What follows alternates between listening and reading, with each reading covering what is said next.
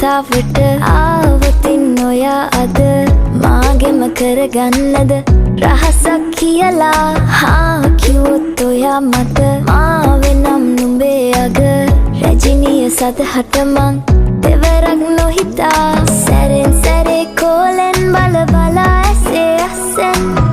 බොරුවට එපා වගේ හිඳින්න එපා රවන්න එපා ටිකෙන් ටිකේ ආලෙන් පුරවලා හිතේ හිස්තැන්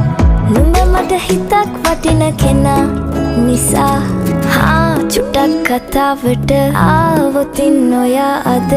මාගෙම කරගන්නද රහසක් කියලා කිව්වොත් ඔයා මට මාවෙනම් නුඹේ අග රැජිනිය සදහට මං